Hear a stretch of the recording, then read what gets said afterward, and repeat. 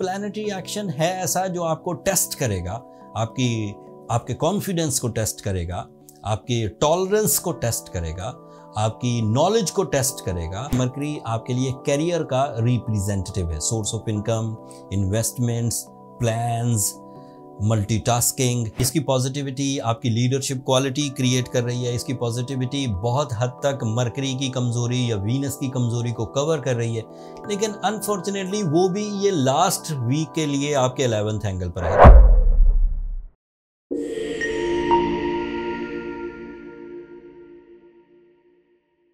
अस्सलाम वालेकुम साइटेरियंस, मैं हारिस अज़मी प्रोफेशनल एस्ट्रोलॉजर आपकी खिदमत में हाजिर हूँ इस हफ्ते की एस्ट्रोलॉजिकल रिसर्चेस के साथ। ये वीक 7 अक्टूबर से 13 अक्टूबर तक चलेगा।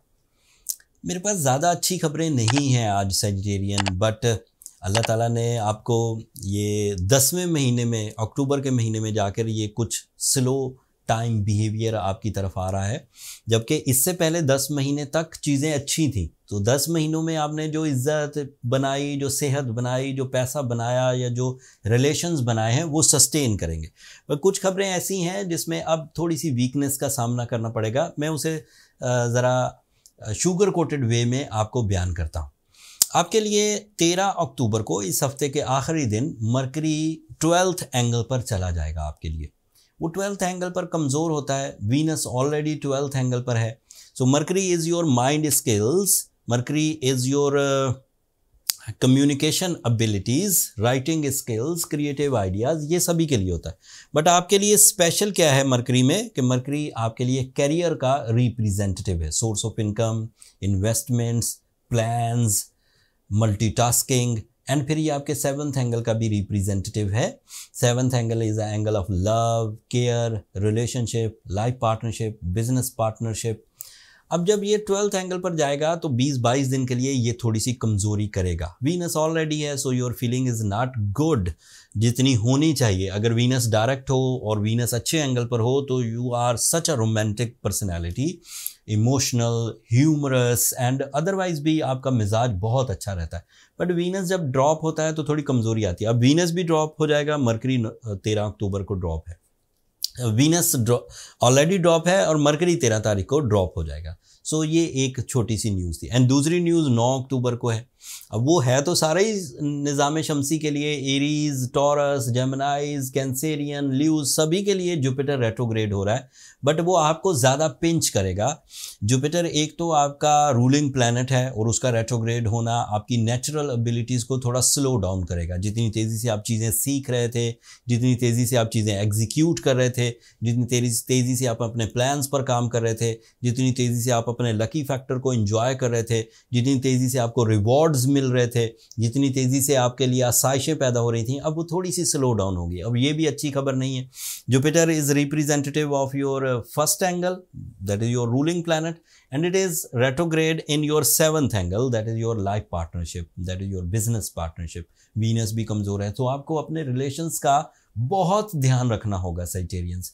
एंड ऑब्जर्व भी करते रहिए कि जब जब जुपिटर रेट्रोग्रेड होता है आपको प्रॉब्लम्स क्या होती है। अगली दफ़ा ये 7th एंगल पर रेट्रोग्रेड नहीं होगा। एक तो आता 12 साल के बाद है 7th एंगल पर, और 4 महीने के लिए रेट्रोग्रेड रहता है, 8 महीनों के लिए डायरेक्ट रहता है। तो 8 महीनों में आपने रिलेशन को अच्छा बना ही लिया होगा तो कोई परेशानी तो आएगी नहीं।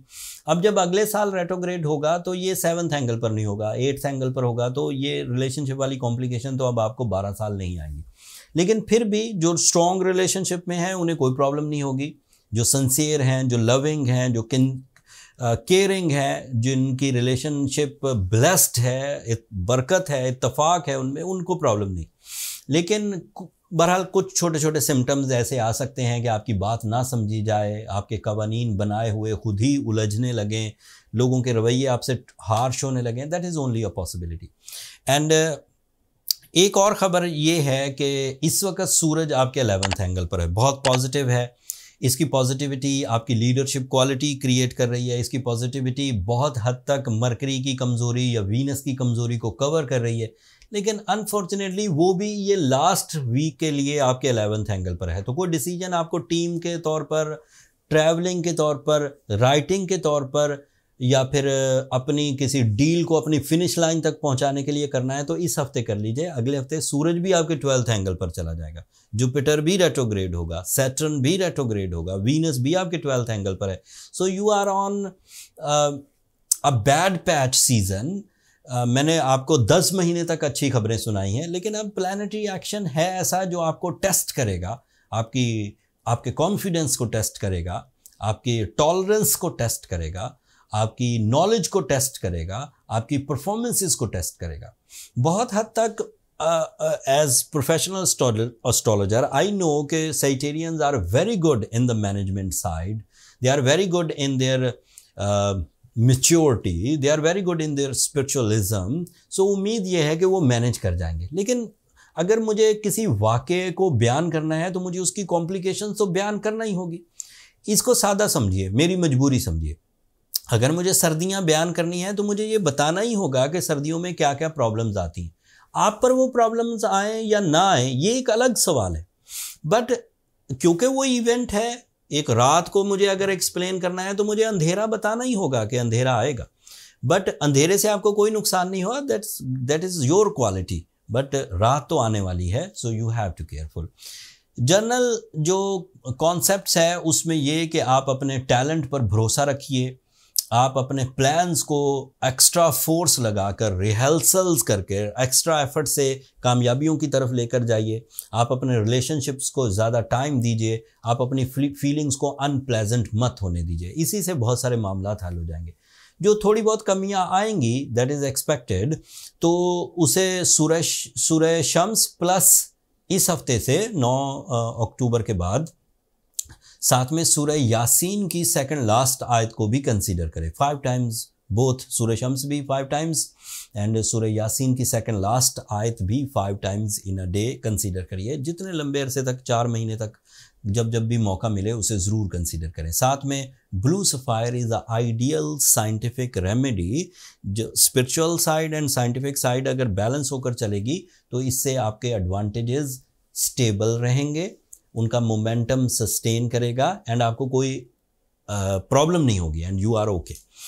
फिर भी कुछ कमी रहे कि आपने सूरह शम्स भी पढ़ी, सूरह यासीन की सेकंड लास्ट आयत भी पढ़ी एंड साथ में ब्लू सफ़ायर भी पहना, फिर भी अगर छोटी मोटी कॉम्प्लिकेशंस हों तो फिर इसके नेक्स्ट लेवल ऑफ ट्रीटमेंट्स हैं, फिर उसकी तरफ जाइए। लेकिन वो मैं पब्लिकली प्रिस्क्राइब नहीं कर सकता, उसके लिए फिर आपको अपनी पर्सनल कैलकुलेशंस की तरफ जाना चाहिए ताकि फाइंड आउट हो सके कि आपकी सलाहियतें कितनी हैं और वो कैसे रिकवर हो सकती हैं। जुपिटर के बारे में मैंने यहाँ ज़रा सा ही जिक्र किया। जुपिटर आपके लिए आपके 7th एंगल पर रेट्रोग्रेड है। It is a planet of enhancement, it is a planet of good luck, it is a planet of some knowledge. So आप इन 3 चीज़ों में अब थोड़ी कमज़ोरी देखेंगे। यहाँ मैंने थोड़ी डिटेल दी है, इसकी एक तफसीली वीडियो मैंने अलग बना दी है, वो डिस्क्रिप्शन में नीचे लिंक है, आप वहाँ देख लीजिएगा। ये 4 महीने का इवेंट है, बहुत मौका मिलेगा मुझे इस पर बात करने का। सो मैं इन फ्यूचर इस पर और डिटेल्स आपकी खिदमत में पेश करूँगा।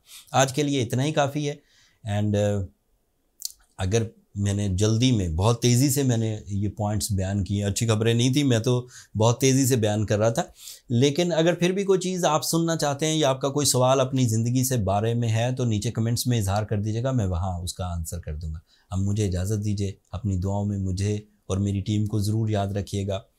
चैनल को सब्सक्राइब करना मत भूलिएगा साइटेरियंस, आपकी सब्सक्रिप्शन मेरी हौसला अफजाई की वजह बनती है। अगले हफ्ते तक के लिए अल्लाह ने के बाद।